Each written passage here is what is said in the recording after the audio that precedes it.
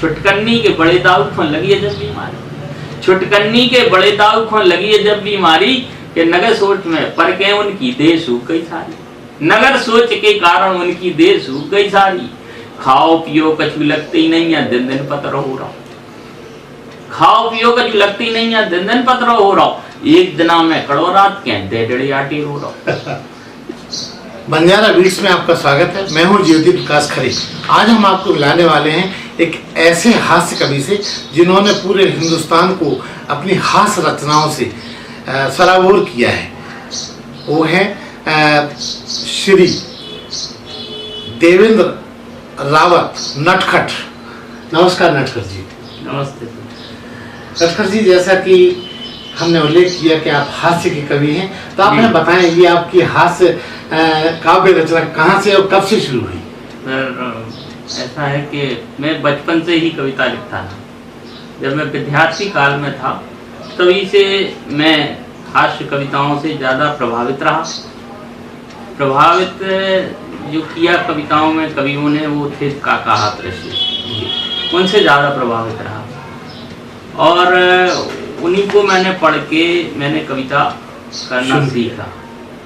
एक बात और मेरे साथ ये रही कि मेरे पिताजी स्वर्गीय श्री दामोदर दास रावत भी कविताओं से, मतलब वो उस समय माणिक वर्मा जैसे कवियों से जुड़े रहे। हमारे पिताजी दामोदर दास रावत जो कि व्याख्याता थे मध्य प्रदेश में, और उसी दौरान मुझे बचपन में ही एहसास हुआ कि कुछ ऐसा लिखा जाए, कुछ किया जाए। जो विचार आती थी मैं लिखता, कुछ विरासत में मिला शायद। हाँ, कुछ 50% तो विरासत में गई है आप, और बाकी सब यहाँ वहाँ से और फिर कुछ माँ सरस्वती की कृपा।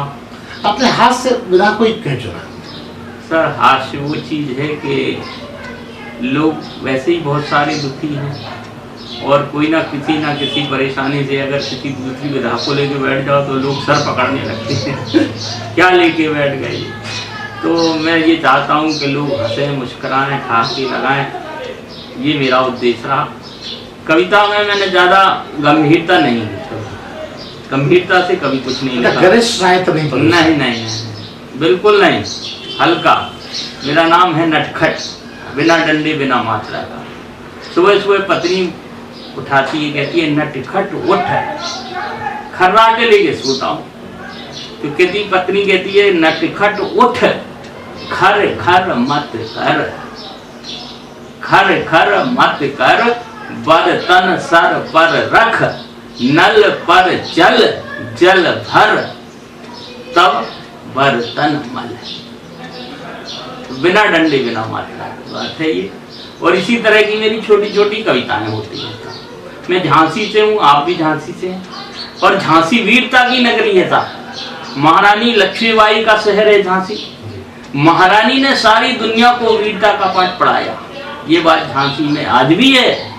आप कैसी भी सीधी सादी बहू लाएं, 6 महीने झांसी में रखें, झांसी का पानी पिलाएं, 6 महीने के बाद तलवार लेके खड़ी हो जाएगी। इसका फ्लेवर बदल जाता है कहीं नहीं जाना पड़ता सर, कहीं नहीं जाना पड़ता। अभी ये बैठे बैठे ही निपट जाती है। ये सब बातें हैं हंसने हंसानी। नटखट साहब, आपने अपना उपनाम नटखट ही क्यों चुना? इसके पीछे क्या रहस्य? मेरा नाम जो है देश के बहुत बड़े संचालक, बहुत बड़े कवि दादा ब्रजेंद्र अवस्थी ने रखा। एक कार्यक्रम में मैं दतिया था और उसी दौरान वहाँ की जो कवित्री हैं कुसुम त्रिपाठी, उनके यहाँ आयोजन था। उसमें उर्मिलेश जी भी थे और आदरणीय ब्रजेंद्र अवस्थी थे। उन्होंने मेरा नामकरण किया था उस कार्यक्रम में, तभी से मैं नटखट। उपनाम पे मेरे साथ भी बड़ा दिलचस्प वाकया हुआ था।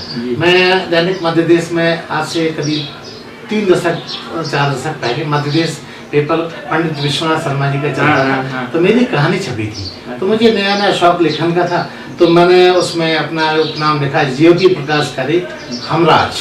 वाह, सबने बहुत कहा ये बढ़िया है, इसको लिखा जाए। पहले हाथ से वो होती थी कंपोजिंग, कंपोजिटर ने मात्रा संबंधी गलती कर दी। उसने उठा के जब छपा तो मैं अवाक रह गया, हमारा नाम छपा था ज्योति प्रकाश खरे यमराज। तो तब से हमने उपनाम से कन्नी काट ली। चलिए आगे चलते हैं। ये तो होता है। डॉक्टर साहब, आपने जैसे कि बताया कि पूरे देश में अपना काव्य पाठ किया, तो आप उल्लेख करें कहाँ कहाँ आपने अपनी रचनाओं का रसास्वादन दर्शकों को कराया? मैं जो है आपको बता दूं कि 92 में पूरी तरह से मंच पे आ चुका था, 1992, और देश के हर प्रांत में मैंने कविता पाठ किया। बम्बई की चौपाटी से लेकर झांसी की ओरछा नगरी और सारे बुंदेलखंड में मैंने काव्य पाठ किया, और इसी बुंदेलखंड का नाम करने की कोशिश की। झांसी का नाम हमेशा रोशन करने की कोशिश की। उड़ीसा भी पढ़ा, तालचेर भी पढ़ा, यहाँ पारादीप, गोवा और मुंबई तो 3-4 बार। वाह वाह क्या बात में भी गया हूँ।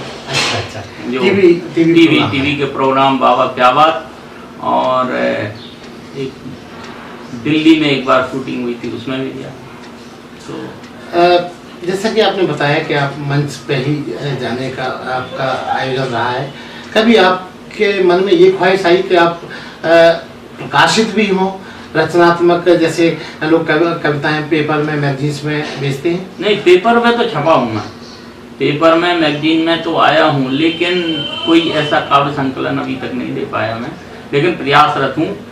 शीघ्र ही ऐसी कोशिश है कि जल्दी ही एक पुस्तक आपके हाथ में होगी, छाहाकम से भरपूर, ये मेरी कोशिश है। बधाई इन एडवांस। डॉक्टर साहब, आपने जो भी कुछ लिखा, पढ़ा, जो भी कुछ किया, आपको ऐसा कोई वाकया याद आता है जो दर्शकों को गुदगुदाए? सर, किसी मंच का? मंच के तो सर कई वाकये होते रहते हैं। मंच पर क्या है कि आज जो है ये कविता तो बाद में सुनते हैं लोग, शुरुआती दौर में तो आप दर्शकों को, श्रोताओं को जोड़ने के लिए जो भी करते हैं। अभी अभी जूते की दुकान पर गए, ज्योति प्रकाश जी मिले साहब में, तो इनसे पहली बार मेरी मुलाकात आगरा में हुई थी, और आगरा में भी जूते की दुकान पर, कि अभी अभी जूते की दुकान पर गए, एक जोड़ी जूते लेने थे। अभी अभी जूते की दुकान पर गए, एक जोड़ी जूते लेने थे, घंटे भर मोल भाव किया, तब जाके एक जूता एक दुकान से और दूसरा जूता दूसरी दुकान से, एक जूता एक दुकान से और दूसरा जूता दूसरी दुकान से लिया। दोनों जूते अलग अलग भाव के थे, तो घर जाके देखा तो दोनों जूते एक ही पांव के। क्या बात! घर जाके देखा, और ये सत्य घटना है सर। हमारे मित्र हैं शशिकांत जी यादव, देश के बड़े कवि हैं, वो उनके साथ ये वाकया हुआ कि अभी अभी जूते की दुकान पर गए, एक जोड़ी जूते लेने थे, घंटे भर मोल भाव किया, तब जाके एक जूता एक दुकान से और दूसरा जूता दूसरी दुकान से लिया। दोनों जूते अलग अलग भाव के थे, तो घर जाके देखा तो दोनों जूते एक ही पांव के थे। तब इन्होंने जूतों को वापस नहीं करवाया, अब कविता यहाँ है, तब इन्होंने जूतों को वापस नहीं करवाया, बल्कि पैरों को जूतों के हिसाब से एडजस्ट करवाया। इन्होंने जूतों को वापस नहीं करवाया, बल्कि पैरों को जूतों के हिसाब से एडजस्ट करवाया। और इनकी फ्लेक्सिबिलिटी देखकर आज केंचुआ भी शर्मा गया है। इतना बड़ा संचालक, इतना बड़ा कवि अपनी पड़ोसिन की मुट्ठी में आ गया है, मुट्ठी में आ गया। ये तो हंसने हंसाने और चलते चलाते वाकई हो जाते हैं। कई बातें होती हैं, कई घटनाएं, और घटनाओं से रचनाएं निकल के सामने आ जाती हैं, तो इस तरह होता रहता है। डॉक्टर साहब, आप मंच पर जाते हैं, बहुत सारी चुगलबाजियाँ होती हैं, खासतौर से कवियत्रियों के साथ बहुत कुछ होती है। कभी ऐसा आनंद आपने भी लिया? बिल्कुल सर, ये तो कभी कभी क्या है कि कवित्रियाँ कहती हैं कि हमें छेड़ें। अच्छा, मतलब ये जो है बिना छेड़छाड़ के आज के दौर की कवित्रियाँ नहीं है, वो दौर दूसरा था जब रमा ठाकुर जैसी कवित्रियाँ थी, आपकी इंदिरा हिंदू जैसी कालजयी कवित्रियाँ हुई, सावित्री शर्मा जैसी कवित्रियाँ हुई। अब आजकल के दौर में जो कवित्रियाँ आई हैं साहब, वो बिना किसी छेड़छाड़ के मंच पे जमती नहीं है। ये मजबूरी है उनके साथ छेड़छाड़ करना, किसी कवि को शौक नहीं है, लेकिन वो क्या है कि श्रोताओं को बांधने के लिए ये जरूरत हो गई है, ये आयोजन होता ही है। हाँ, ये इस तरह के, मतलब आप जिस तरह से मैच में फिक्सिंग का आरोप लगाते हैं, इसी तरह ये आरोप कवियों पे भी लगते हैं कि ये फिक्सिंग के मामले हैं। और ये आरोप भी सही है कि फिक्सिंग के मामले हैं, ये पहले ही से सेट रहता। हम ये बताएंगे आपको। कोई संस्मरण याद आता हो तो हमारे दर्शकों के साथ शेयर कीजिए। अब सर ये तो संस्मरण तो कई कोई एक आध सुनाइए। हो जाते हैं साहब। जब हम कविता पढ़ते थे तो वो कहती दिल दूंगी, तो हम कहते कि दिल एक को दो। कवित्री कहती थी कि दिल तुझे नहीं दूंगी, तो जैसे फूसट को दिल नहीं दूंगी, तब हम कहते कि दिल एक को दो, दिल एक को दो लेकिन नेक को दो। ज्योति प्रकाश जैसे को दे सकते हैं आप कि दिल एक को कि दिल एक को दो लेकिन नेक को दो। दिल दिल है, कोई सत्यनारायण का प्रसाद नहीं जो हर एक को दो। तो ऐसी बातें होती हैं, ये सब आप सुनते हैं। जैसा कि आपने बताया कि लोग अंदर से बहुत उदास हैं और आप उदासी को मिटाने का ठेका ले लिया है आपने। जी सर, ये तो कितना जीते हैं आप अपने इस आंदोलन में? अरे सर, अब ये तो दर्शक ही बता सकते हैं, श्रोता मैं कहाँ तक सफल हुआ हूँ, लेकिन प्रयास पूरा करता हूँ कि मंच पर रहूँ या स्टूडियो में रहूँ या कहीं टीवी प्रोग्राम में रहूँ तो लोगों को हंसाऊँ, गुदगुदाऊँ। वैसे ही लोग परेशान हैं। आपकी वो रचना हमारे दर्शकों के साथ आप शेयर करें जिस पे आपको सबसे ज्यादा वाहवाही मिली और जिसकी वजह से नटखट जी का आइकॉन बड़ा हुआ। सर ये सबसे पहली घटना तो ये है कि मेरी शादी हुई थी। अच्छा, आपकी शादी भी हुई थी? हाँ, हो गई थी सर। इसको इसे आप क्या कहें, घटना कहें या दुर्घटना कहें, तो मेरी शादी एक विज्ञापन से। विज्ञापन से? ये आवश्यकता है एक घरेलू पति। अच्छा। ये आवश्यकता है एक घरेलू पति की योग्यता हाई स्कूल या समकक्ष, बच्चे खिलाने में दक्ष, शरीर से हट्टा कट्टा हो, अकल में चाहे उल्लू का पकड़ा। आवश्यकता एक घरेलू पति की योग्यता हाई स्कूल या समकक्ष, बच्चे खिलाने में वो दक्ष, शरीर से हट्टा कट्टा हो, अकल में चाहे उल्लू का पट्टा हो, किसी बुंदेलखंडी झगड़ालू स्त्री के साथ रहने का कम से कम 3 साल का अनुभव वांछनीय। किसी बुंदेलखंडी झगड़ालू स्त्री के साथ रहने का कम से कम 3 साल का अनुभव वांछनीय है, और वो पद के लिए कुंवारा, विधुर और तलाकशुदा भी सम्माननीय है। काफी मानजनक है। जी। यह आवश्यकता है घरेलू पति की योग्यता हाई स्कूल या समकक्ष, बच्चे खिलाने में उदक, शरीर से हट्टा कट्टा हो, अकल में चाहे उल्लू का पट्टा हो, किसी बुंदेलखंडी झगड़ालू स्त्री के साथ रहने का कम से कम 3 साल का अनुभव वांछनीय है, और उस पद के लिए कुंवारा, विधुर और तलाकशुदा भी सम्माननीय है। आयु सीमा 21 से 40 वर्ष। आयु सीमा 21 से 40 वर्ष, पत्नी त्रस्त और ग्रीन कार्ड धारियों को विशेष ग्रीन कार्ड धारियों को विशेष आयु में 5 वर्ष की छूट, आयु में 5 वर्ष की अतिरिक्त छूट, और मौका अच्छा है लूट सके तो मौका अच्छा है लूट सके तो लूट, पद पूर्णता अस्थायी है। टेम्परेरी पद पूर्णता अस्थायी है, किसी भी क्लेम और स्थानांतरण का नहीं है प्रावधान। ध्यान रखिएगा सर, किसी भी क्लेम और स्थानांतरण का नहीं है प्रावधान। सावधान सावधान सावधान, कुछ विशेष सूचनाएं कृपया पूरी तरह से तैयार होकर आए। कुछ विशेष सूचनाएं कृपया पूरी तरह से तैयार होकर आए, और पूर्व पत्नी या प्रेमिका का अनापत्ति प्रमाण पत्र साथ लाएं। No objection.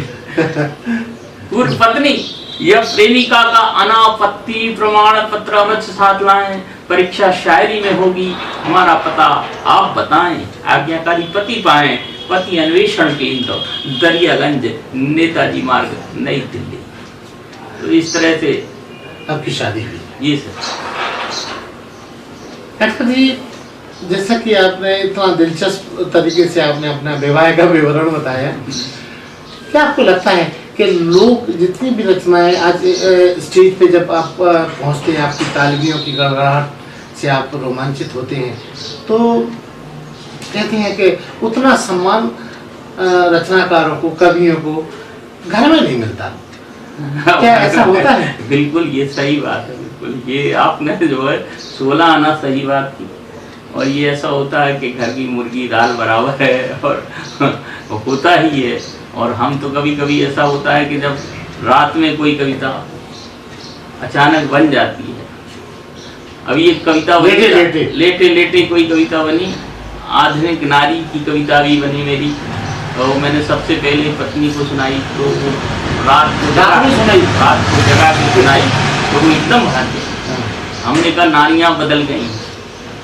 आज की स्थिति ये हो गई है कि हीरोइन की अपनी मर्जी, हीरोइन की अपनी मर्जी, एक साथ स्वीकार कर ली 5-5 पतियों की अर्जी। हीरोइन की अपनी मर्जी, एक साथ स्वीकार कर ली 5-5 पतियों की अर्जी। एक से शादी, दूसरे से प्यार, तीसरा शिकार, चौथा जान देने को तैयार। ये स्थिति हो गई था। एक से शादी, दूसरे से प्यार, तीसरा शिकार, चौथा जान देने को तैयार, और 5वां पति उसकी हर शर्तों पर सेट है। तेरा दिल है कि 5 कमरों का फ्लैट है। ये स्थितियां बदली तो कविताएं बदली था। पहले जो कवि लिखा करता था वो समाज का दर्पण होता था, आज जो हम लिख रहे हैं वो समाज का अल्ट्रासाउंड है। अच्छा।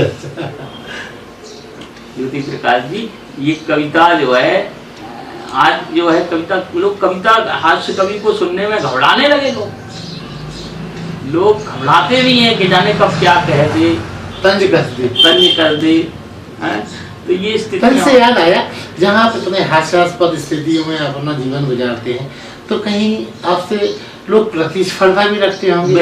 ऐसे लोगों के लिए आप क्या संदेश देना चाहेंगे? अरे हम सर ये है प्रतिस्पर्धी, कभी कभी तो ऐसा होता है कि हम कभी कभी इतने जम जाते हैं कि लोग जमने के कारण नहीं बुलाते कि ये जम जाएगा तो ऐसा ना हो कि हमारा प्रभाव कम हो जाए, है? ये स्थितियां कवियों के साथ अक्सर, जो वैसे कवि हैं पहले, आजकल तो बड़ा व्यावसायिक दौर आ गया है साहब। और व्यावसायिक दौर में जो नेचुरल कवि हैं, जो प्राकृतिक रूप से जिन्हें कविता मिली है, ये पीछे हो गए हैं, और जो ऐसे वैसे हैं अपने हिसाब से आगे हैं। कोरोना काल में बहुत सारे कवियों को बड़ा नुकसान हुआ, आर्थिक भी, बौद्धिक भी, मानसिक भी। बिल्कुल। आपका क्या रहा? ऑनलाइन सर काफी कविता मिलन की है, लेकिन ऑनलाइन में एक प्रसिद्धि तो मिली, लेकिन मुद्रा नहीं, कुछ नहीं मिला। ऑनलाइन में क्या हुआ साहब, सबको नुकसान हुआ। एक शराबी को पीने को नहीं मिली, 40 दिन से पीने को कुछ नहीं मिला। जब पीने को कुछ नहीं मिला, एक दिन अचानक योगी जी का वो आया कि दुकानें खुले। अब लोग दुकानें खुली तो लंबी लंबी लाइन साहब लग गई उधर। और वो दूसरे दिन देखा तो एक जो है शराबी की पत्नी अपनी सखी से बताती है कि रात में उनमें 40 दिन के बाद में अचानक क्या परिवर्तन हुआ। एक परिवर्तन देखें साहब, कैसा परिवर्तन हुआ। 40 दिन तो नहीं मिली, लेकिन 40 दिन के बाद जैसे ही पीने को मिली तो क्या परिवर्तन हुआ कि 40 दिन से करे म्यू म्यू पिया। 40 दिन में लॉकडाउन में था, एकदम शुद्ध हो गया था कि 40 दिन से करे म्यू म्यू पिया, जैसा पढ़ाऊं पढ़े वो पहाड़ा। 40 दिन से करे म्यू म्यू पिया, जैसा पढ़ाऊं पढ़े वो पहाड़ा। ऐठ न पेट न चैट झपेट, न लूम लपेट न लंग पड़ा। 40 दिन से करे, मिल्ली की तरह म्याऊ म्याऊ कर रहा था, लॉकडाउन में था बेचारा, कि 40 दिन से करे म्यू म्यू पिया, जैसा पढ़ाऊं पढ़े वो पहाड़ा। ऐठ न पेट न चैट चपेट, न लूम लपेट न लंग को जाड़ा। शुद्ध सपाट न काट न छाट, न 12 पांट करे गुंताड़ा। शुद्ध सपाट न काट न छाट, न 12 पांट करे गुंताड़ा। वो आज 2 पाव लगाए के आए, लगा बनवागन सिर दहाड़ा। ये परिवर्तन हुआ। और लॉकडाउन में तो सभी को नुकसान हुआ था, हम लोगों को तो जो लगातार व्यस्त रहते थे, और कवियों को तो काफी हुआ।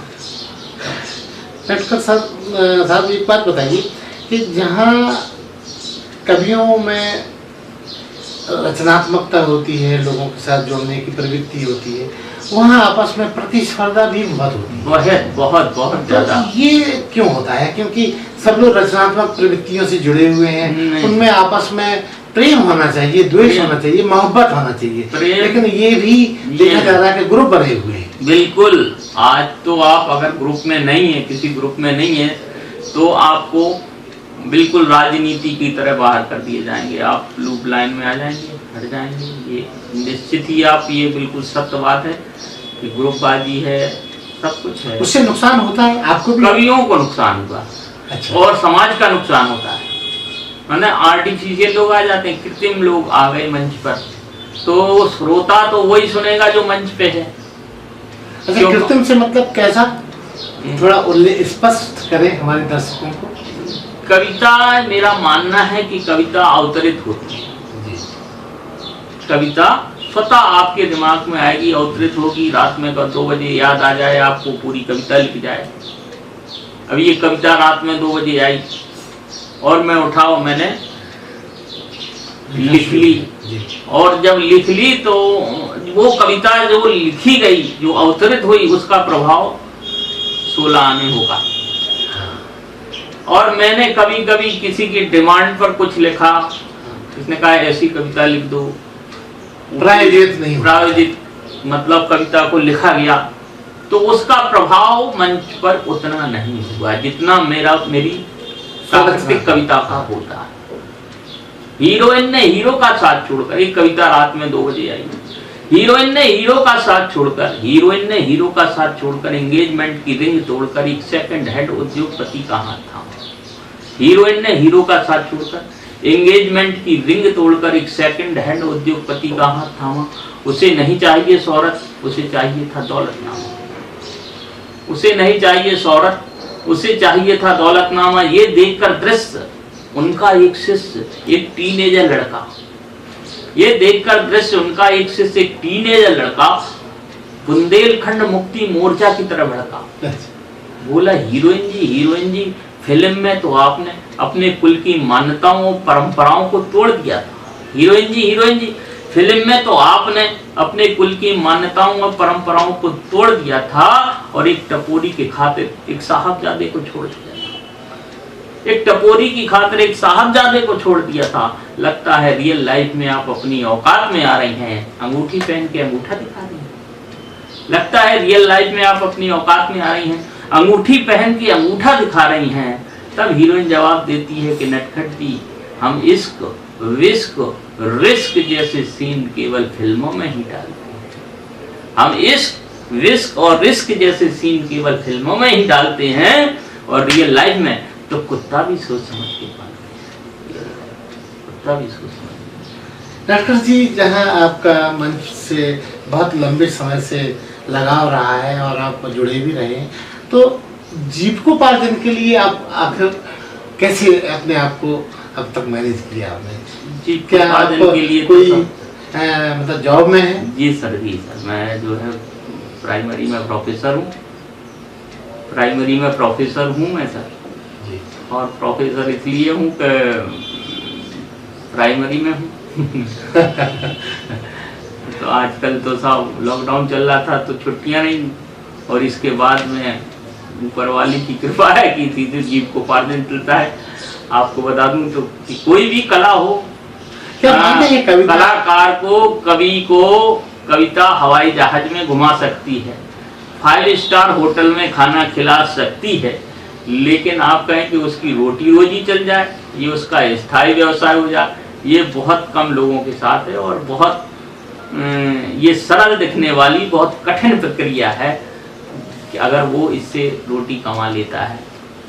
बिरले ही लोग हैं जिन्होंने ये इतनी हिम्मत की कि नौकरी छोड़ के इसमें आ गए, कविता में आए या कलाकार। क्योंकि आज का दौर कलाकारों को बहुत स्ट्रगल करना पड़ता है, बहुत संघर्ष है, सरकार भी बहुत है, प्रतिस्पर्धा बहुत है, संघर्ष भी बहुत है, सरकारों की तरफ से कोई ध्यान ही नहीं दिया जाता है, और जो फ्लैटरी कर सकते हैं या जो जुड़े लोग हैं उन्हीं को पुरस्कार मिलते हैं, बाकी तो। हाँ, पुरस्कार से बात याद आई, आपको इतने सारे मंच में आप जुड़े रहे, आपको पुरस्कार कहाँ से मिला, कहाँ आप सम्मानित हुए? हम सम्मानित हुए सर, मुझे देश की जनता ने अपनी तालियों से सम्मानित किया, ये मेरा पद्मश्री है। यही भाग्यश्री समझ लीजिए। मेरे लिए तो यही ज़्यादा मिला, कोई सरकारी पुरस्कार नहीं मिला। हालांकि महामूर्ख सम्मेलन जयपुर, बनारस, वहाँ राजेंद्र घाट पे जो होता है बड़ा कार्यक्रम होता है महामूर्ख सम्मेलन, मूर्खों ने सम्मानित किया मुझे। मैं हास्य कवि हूँ, मूर्ख ही लोगों ने मुझे सम्मानित किया।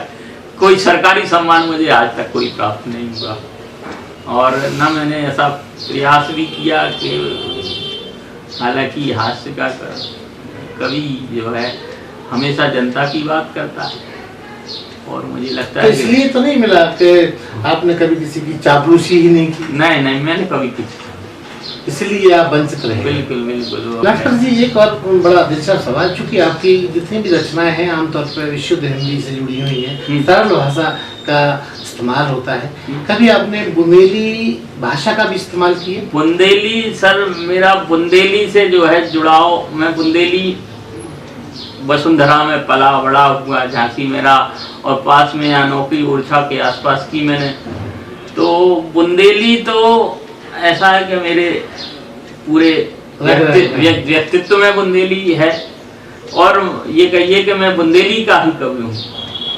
शुरुआती दौर में बुंदेली की कई रचनाएं लिखी, छुटकन्नी के बड़े दाऊ खोन लगे जब भी हमारे। देखिए बुंदेली बहुत सरल आदमी होता है, बुंदेलखंड का आदमी बहुत सरल है, उसे कैसी कैसी चिंताएं हो जाती हैं, कैसी चिंताएं हो जाती हैं साहब। बिल्कुल आप कहेंगे कि रात भर जग रहा, क्यों जग रहा है, कोई अकारण नगर सोच में जगता है, उसे दूसरे की समस्या अपनी समस्या लगने लगती है, इसे कहते हैं नगर सोच की बीमारी। आप भी बुंदेलखंड से समझते हैं कि छुटकन्नी के बड़े दाऊ खोन लगी है जब बीमारी, छुटकन्नी के बड़े दाऊ खोन लगी है जब बीमारी, कि नगर सोच में पर के उनकी देह सूख गई सारी, नगर सोच के कारण उनकी देह सूख गई सारी। खाओ पियो कछु लगते ही नहीं है, दिन दिन पत्र हो रहा, खाओ पियो कछु लगते ही नहीं है, दिन दिन पत्र हो रहा। एक दिना में कड़ो रात के डेढ़ियाटी रो रहा, एक दिना में कड़ो रात के डेढ़ियाटी रो रहा। तो डिड़ियावे को कारण पूछो मती घूम गई मारी, डिड़ियावे को कारण पूछो मती घूम गई मारी, कि छुटकन्नी की बड़ी दाऊ खोन लगी है जब बीमारी। अब साहब बीमारियां किस तरह की उन्हें देखे साहब, कि ढड़कोले की नई भैंसी अब लोग यावन नहीं है, उनकी चिंता कि ढड़कोले की नई भैंसी अब लोग यावन नहीं गई, पड़कोले की बड़ी भुजाई काय माए के नहीं गई, ढड़कोले की नई भैंसी अब लोग यावन नहीं गई, और पड़कोले की बड़ी भुजाई काय माए के नहीं गई। और सियानी मोड़ी है माते की लड़का ढूंढत नहीं आ, सियानी मोड़ी है माते की लड़का ढूंढत नहीं आ, और पाकिस्तान की मोड़ी देखो तो दूल्हे हैं कहीं ना, और बात को मैं मानत नहीं है, हंसते ही दे तारी, उसकी कोई नहीं सुन रहा, जैसे हमारी कोई नहीं सुनता।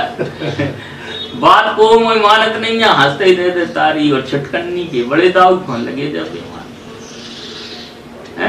कि रम किसना की बहू। देखो दूसरी चिंता कैसी हो गई उन्हें, गांव की समाज की कैसी चिंता है साहब, कि रम किसना की बहू शहर की ऐसी मोहफट आ गई, रम किसना की बहू शहर की ऐसी मोहफट आ रही, कि सास ससुर में दे रही डंडा खुद झंडा फहरा रही। रम किसना की बहू शहर की ऐसी मोहफट आ गई, कि सास ससुर में दे रही डंडा खुद झंडा फहरा रही। तो रम किसना तो बाकी पाछू कुत्ता कैसा डोले, रम किसना तो बाकी पाछू पिल्ला कैसा डोले, और बादन कत है नाहर कैसी जो पिल्ला सो बोले, और बादन कत है नाहर कैसी जो पिल्ला सो बोले। और बातों हो गई मरद, बातों हो गई मरद, मरद जो देखो होगा नारी, छुटकन्नी के बड़े दाग खोन लगे थे। सामाजिक चित्रण है ये, एक ही पंडित था गांव में बहू को हारो फिर रहो। अच्छा, बड़ी समस्या है।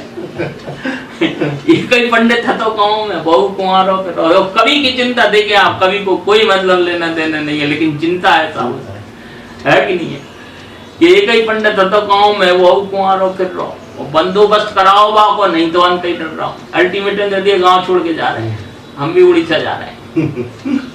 एक ही पंडित था तो गांव में वो कुंवारो फिर रहा, बंदोबस्त करा दो बाको, नहीं तो अंत ही डर रहा हूँ।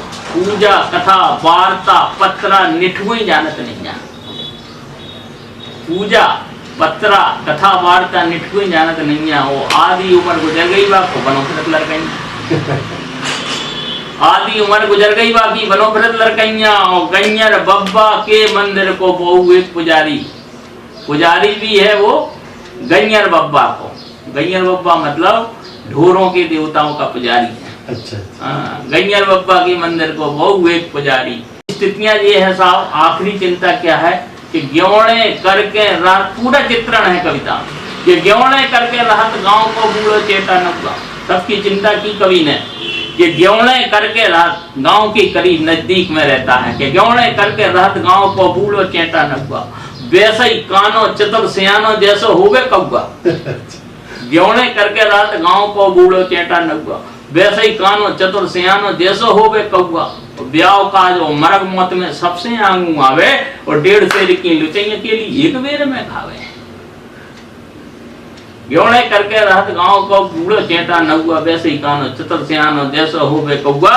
ब्याह का जो मरग मौत में सबसे आंगू आवे और 1.5 सेर की लुचैया के लिए एक बेर में खावे। तो एक दिना छुटकन्नी मोरो बार मुड़ावेगा, तो एक दिना छुटकन्नी मोरो बार मुड़ावेगा, तो चौथर पासे घाल उस तरह मुंह लाल कर दो। तो अरे वो का जाने सेटिंग वेटिंग, वो का जाने सेटिंग वेटिंग, घोटी चपट गई सारी छुटकन्नी के बड़े दाव। बहुत शानदार, आपका बुंदेली प्रभाव भी बहुत शानदार है।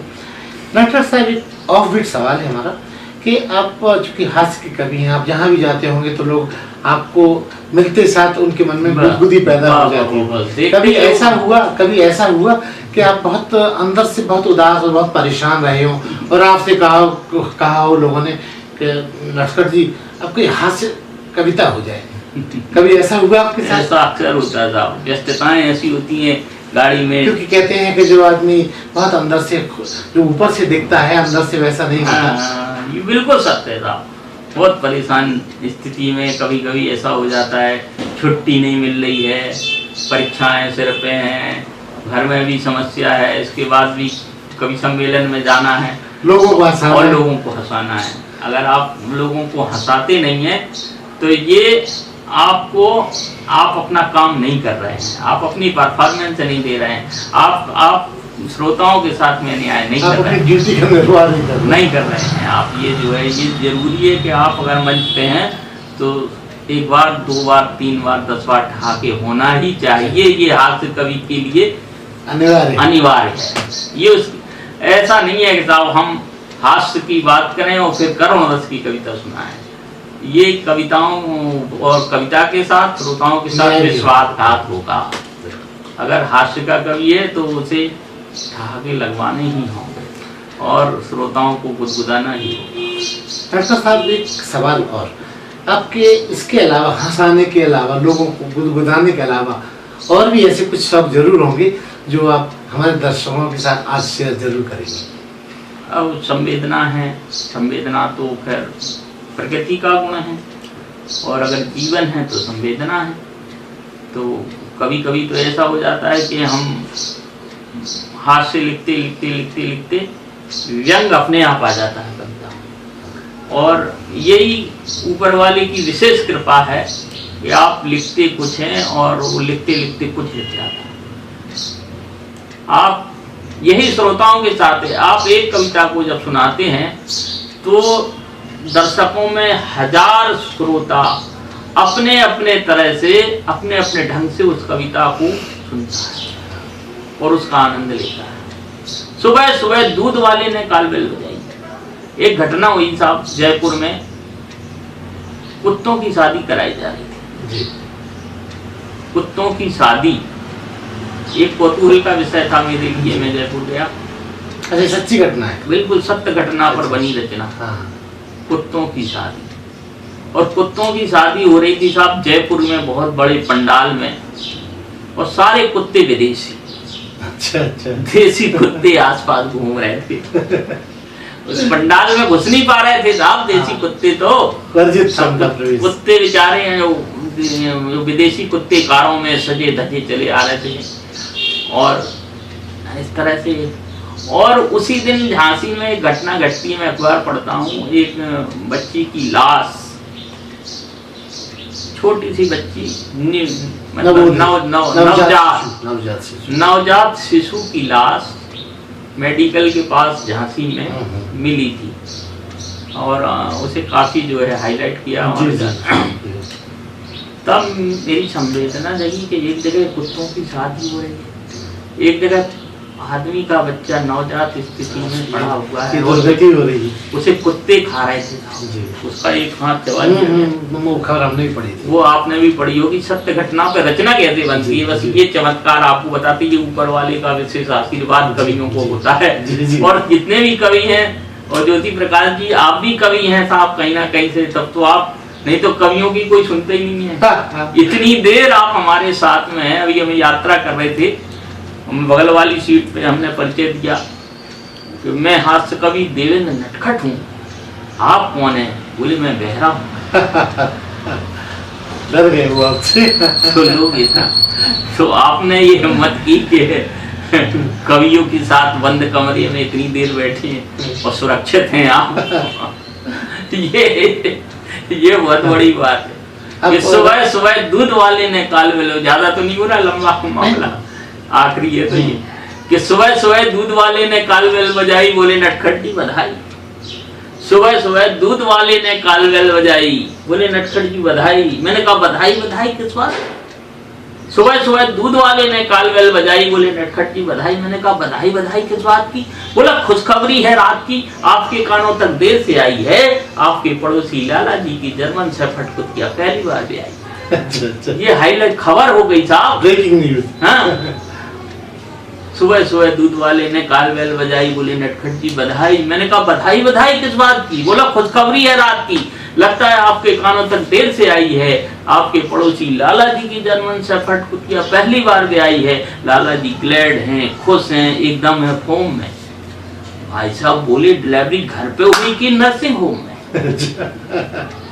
लोग जितना बाप का ध्यान नहीं रखता उतने ज्यादा कुत्तों का ध्यान रख रहे साहब। ये स्थितियां हो गई क्योंकि कुत्ते पालना स्टेटस सिंबल हो गया है। कि सुबह सुबह दूध वाले ने काल बेल बजाई, बोले नटखट जी बधाई। मैंने कहा बधाई बधाई किस बात की? बोला खुशखबरी है रात की, लगता है आपके कानों तक देर से आई है, आपके पड़ोसी लाला जी की जर्मन शेफर्ड कुतिया पहली बार भी आई है। लाला जी ग्लैड हैं, खुश हैं, एकदम है फॉर्म में। भाई साहब बोले डिलीवरी घर पे हुई कि नर्सिंग होम में? अच्छा खासा हो गया हिल्ला, 2000 रुपए का एक है पिल्ला। अच्छा खासा हो गया हिल्ला, 2000 रुपए का एक है पिल्ला। अरे हमने तो एक भैंस पाली थी, पड़िया समेत मर गई। हमने तो एक भैंस पाली थी, पड़िया समेत मर गई। और लाला जी की विदेशी कुतिया की भी गोद भर लाला जी की विदेशी कुतिया की भी गोद भर गई। लाला जी वास्तव में भागवान हैं। तभी दूध वाला बोला इनकी इस खुशी में हमारे टॉमी का महत्वपूर्ण योगदान है। तभी दूध वाला बोला इनकी इस खुशी में हमारे टॉमी का महत्वपूर्ण योगदान है, ये उसी की मोहब्बतों का किस्सा है। अतः लाला की प्रॉपर्टी में 50% अपना भी हिस्सा है। अतः लाला की प्रॉपर्टी में 50% अपना भी हिस्सा है। और हिस्से की बात सुनते ही हमारा हिला, आपके कलेजे भी हिल जाएंगे। अब कविता सुन लेना भाई साहब, हमारा हिला आपके कलेजे भी हिल जाएंगे। ये कुत्ते के बच्चे हैं, कोई आदमी के पिल्ले नहीं जो कूड़ेदान में पड़े नहीं जाए। क्या बात है, क्या बात है, बहुत गजब का संदेश ये। और हमारा हिला और आपके कलेजे भी हिल जाएंगे। अरे ये कुत्ते के बच्चे हैं, कोई आदमी के पिल्ले नहीं जो कूड़ेदान में पड़े मिल जाएंगे। आज कुत्तों के भाव आसमान पर चढ़े हैं और आदमी के भाव जमीन पर चारों खाने पड़े हैं, जमीन पर चारों खाने के। नटखट जी वाकई आपकी रचनाओं में बहुत दम है। मैं आपसे एक सवाल और पूछना चाहता हूँ, चटपटा है, कि अगर आपका अगला जन्म हो तो आप क्या अपने आप को और मॉडिफाइड होके इस दुनिया में आना चाहेंगे? बस सर यही चाहूंगा कि अगले जन्म में भी लोगों को हंसाता रहूं, गुदगुदाता रहूं, यही मेरी कुछ और हाई वोल्टेज के साथ। हाँ, ये तो अब आप लोगों का सानिध्य मिलेगा, आप जैसे जुड़ने मिलेगा तो निश्चित ही अगले जन्म में आपको हंसते हंसाते गुदगुदाते हुए यात्रा कराएंगे आपको ठहाकों की। नटखट जी, हमारा जो चैनल है वो शिक्षा इंफॉर्मेशन देने वाला चैनल है, हास्य से भी जुड़ा हुआ है, धार्मिकता से भी जुड़ा हुआ है। वाह वाह वाह। आप हमारे जो दर्शक हैं उनको अपने हास्य अंदाज में क्या संदेश देना चाहेंगे? हम ये तो कहेंगे कि ये हमारे ये चैनल है बंजारा बीट्स, ये लोगों को हंसाएगा, गुदगुदा रहा है और उनकी प्रतिभा को, जो भी प्रतिभा उनमें है उनको निखार रहा है, लोगों तक एक बंद कमरे के कैमरे से लेकर सारी दुनिया में उजाला फैला रहा है। मैं बंजारा बीट्स से जुड़े सभी लोगों को बहुत बहुत बहुत बहुत बधाई देता हूँ और उज्जवल भविष्य की, और ये स्टार चमकता रहे सितारा बन के, ये कामना करता हूँ। तो ये थे नटखट जी, जिन्होंने अपने नटखट अंदाज में हम सबको गुदगुदाया। कहने की जरूरत नहीं कि हास्य जिंदगी का सबसे बड़ी, जिंदगी की बहुत बड़ी औषधि है। आप सब भी हंसते हंसाते रहिए और नटखट जी की रचनाओं का रसपान कीजिए। नमस्कार नटखट जी, आपने हमसे बातचीत की। नमस्ते। अरे हाँ, इस चैनल को लाइक और सब्सक्राइब करना ना भूलें। देखते रहिए बंजारा बीट्स।